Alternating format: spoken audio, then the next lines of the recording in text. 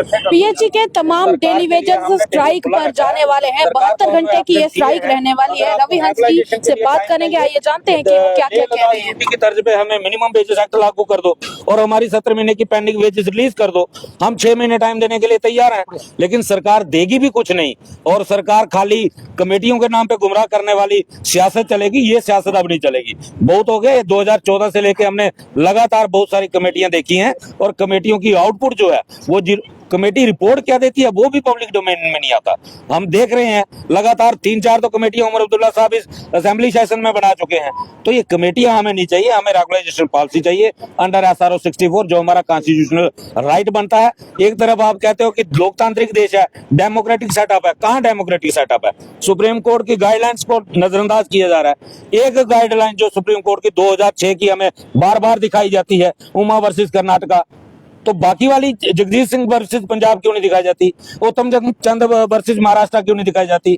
जम्मू की coal mine की क्यों नहीं दिखाई जाती? ये सब जो है ये लोगों को गुमराह करने की एक प्लानिंग इन लोगों ने, सियासतदानों ने बना के रखी हुई है, जो अब बर्दाश्त से बाहर हो चुका है। अब ये चीजें जो है बर्दाश्त नहीं होंगी, अब लड़ाई होगी, आर पार की लड़ाई होगी। और मेरा आह्वान है सभी डेली वेजरों से, लीडरों ने स्ट्राइक घोषणा कर दी है, अब सरकार से हक लेना ये आपके कंधों के ऊपर डिपेंड करता है। आप कितना मजबूती के साथ लड़ते हो और कितनी जल्दी सरकार को झुकाते हो। लीडरों ने जो करना था वो कर दिया, अब आपको ग्राउंड में अपनी इंपॉर्टेंस दिखानी है इस सरकार को कि हमारे बिना सरकार जो है ये लंगड़ी है, ये हमारे बिना सरकार नहीं चल सकती। रवि हंस जी, अगर बात करें भारतीय जनता पार्टी की तो उनका कहना है कि हम तो डेली वेजर्स के साथ हैं, उनके लिए जो बन पड़ेगा हम लोग करेंगे। तो आपको उन पर भरोसा है या फिर सरकार के ऊपर भरोसा है? मुझे अपने डेली वेजरों पे भरोसा है। मतलब दोनों पे, किसी पे भरोसा? किसी पे भरोसा नहीं। किसने शोषण नहीं किया हमारा? जिस जिसको मौका मिला उसने डट के शोषण किया डेली वेजर का, चाहे वो कांग्रेस हो, एनसी हो, पीडीपी हो, बीजेपी हो, और इसमें पैंथर पार्टी भी कोलिशन में रही है। ये 5 पार्टियों ने जम्मू कश्मीर के अंदर राज किया है और 5 ने बराबर डेली वेजर का शोषण किया है। जिस जिसके पास मौका था उसने दब के शोषण किया। आज जो ये कहते हैं कि हम डेली वेजर के साथ हैं, साथ देने के बहुत सारे तरीके हैं। अगर भाजपा डेली वेजर के साथ है, मैं कहता हूं हमारे डेलीगेशन को ले जाएं होम मिनिस्टर के पास, लेने के लिए तैयार है। पूछना कभी सवाल इनसे, जाएंगे हमारे साथ अमित शाह के पास। बीजेपी के टाइम पे ही 17 महीने की पेंडिंग वेजेस है, चले हमारे साथ, अमित शाह से हमें अलॉटमेंट करवा के दे 17 महीने की। पार्टी के चीफ स्पोक्सपर्सन से जब आपकी इस हड़ताल के बारे में बात की गई, उन्होंने कहा कि डेली वेजर्स कहीं ना कहीं जम्मू कश्मीर के लोगों को थ्रेटन कर रहे हैं, उनका कोई अधिकार नहीं बनता, कोई हक नहीं बनता जम्मू कश्मीर के लोगों को इस प्रकार पानी के लिए तरसाना। मैम, बीजेपी के पास अधिकार था हमारी 17 महीने की वेजेस रोकने का। उनसे मेरी एक रिक्वेस्ट है, आप जाके उनसे कहिएगा। एक बार मैं उनसे बात करना चाहता हूँ लाइव मीडिया में, जो कह रहे थे ना इनको अधिकार नहीं है। हमने किसी को थ्रेट नहीं दिया, हमने किसी को नहीं कहा कि हम आपका पानी बंद करेंगे, हम काम छोड़ हड़ताल करेंगे। वो हमारा कॉन्स्टिट्यूशनल राइट है और वो ट्रेड यूनियन एक्ट 1926 हमें ऑथराइज करता है। ये कोई बीजेपी ने नहीं करना या कांग्रेस ने नहीं करना या एनसी ने नहीं करना, वो हमें हमारे हिंदुस्तान का संविधान अथॉरिटी देता है।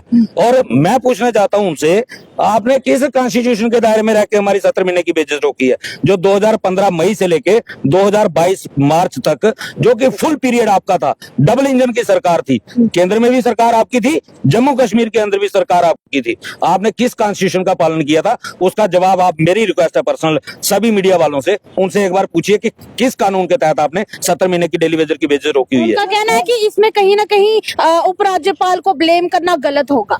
मैम, मैं बीजेपी को ब्लेम कर रहा हूँ। बीजेपी की सरकार, उपराज्यपाल भी तो बीजेपी के हैं। मैम 2015 में इलेक्टेड गवर्नमेंट थी बीजेपी की, उपराज्यपाल 19 में आए हैं।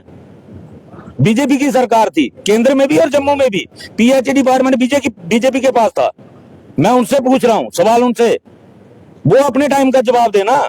2018 में बीजेपी के पीएचई मिनिस्टर थे, पूरे साल में 12 महीने में से 1 महीने की सैलरी मिली है डेली वेजर को, उसका जवाब दें। 11 महीने की कौन कहा गया? जो 6 महीने की कमेटी बनाई उससे आप संतुष्ट नहीं है? मैम, हम कमेटी के लिए नहीं लड़ रहे, हम रेगुलाइजेशन के लिए लड़ रहे हैं। और हमने स्पष्ट 10 तारीख को ही कह दिया था, हम कमेटी नहीं चाहिए, हमें रेगुलाइजेशन चाहिए। और उसके बिना कोई बात जो है नहीं बनेगी। पिछले दिनों अगर बात की जाए, आपकी ये जो कमेटी है जो भी बनाई गई है, आप लोगों को उसके ऊपर भरोसा क्यों नहीं है? क्या पिछली बार की तरह अंजाम न हो जाए इसलिए भरोसा नहीं है? मैम 2014 की कमेटी की रिपोर्ट सबमिट हुई है, इसलिए पूछ रही, पिछले वाले पे नहीं हो पाया इसलिए इस पे भी भरोसा नहीं है। मैम मैं बता रहा हूँ ना आपको, 2014 में 24 अक्टूबर 2014 को एक कमेटी, सब कमेटी, कैबिनेट सब कमेटी, जी जी ये जो छोटी कमेटी बनाई है इससे बड़ी कमेटी थी वो, जी जी जी मदर ऑफ कमेटीज, जी। जिसमें फाइनेंस मिनिस्टर चेयरमैन थे, जी। उन्होंने रिपोर्ट सबमिट की। हमारे पास 61,011 लोगों का ऑल डिपार्टमेंट के अंदर डाटा फाइनलाइज हुआ। जी। 3 फेज में उनको रेगुलाइज करने की मीमो लगा हुआ है, कैबिनेट का मीमो लगा हुआ है उस कमेटी की रिपोर्ट के ऊपर जी। कि हम इनको 3 हिस्से में रेगुलाइज करने जा रहे हैं। तब कुछ नहीं हुआ। ये तो छोटी सी कमेटी है, इस पे क्या गारंटी है? फिर एक एलजी साहब ने बनाई एफएफसी कमेटी, जी। फैक्ट फाइंडिंग कमेटी, जी जी उसका आज तक अता पता नहीं है कि वो फैक्ट फाइंडिंग कमेटी कहाँ गई।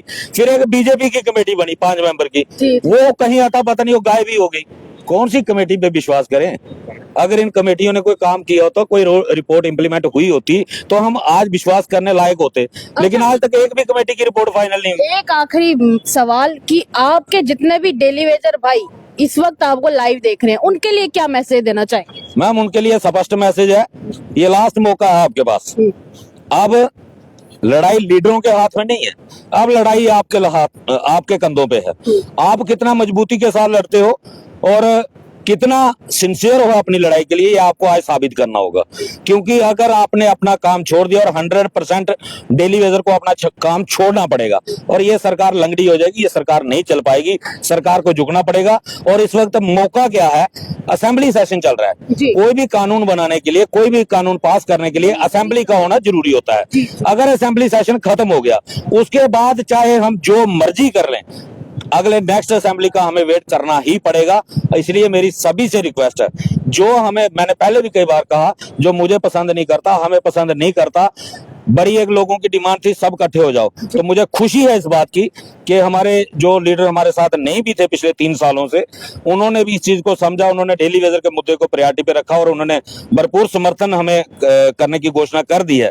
आज सभी लीडर समझो इस लड़ाई में शामिल हैं। अब हर वर्कर की ये जिम्मेदारी बनती है कि आज शाम 8 बजे के बाद कोई काम ना करे और कल सुबह 10 बजे पीएचई कॉम्प्लेक्स बीसी रोड में एकत्रित हो जाएं और सरकार को दिखाएं कि हमें हमारी रेगुलाइजेशन के लिए लड़ना भी आता है और हमारी यूनिटी भी है। ये अगर सरकार कहीं गुमराह है कि इनकी यूनिटी नहीं है, तो उसका सबूत हम कल देंगे और सरकार को मजबूर करेंगे। और हम तो सरकार से यही कहते हैं कि 3 ऑप्शन हमने आपको दिए थे, regularisation, minimum wages act as per Leh Ladakh UT, और तीसरा 17 महीने की पेंडिंग वेजेस।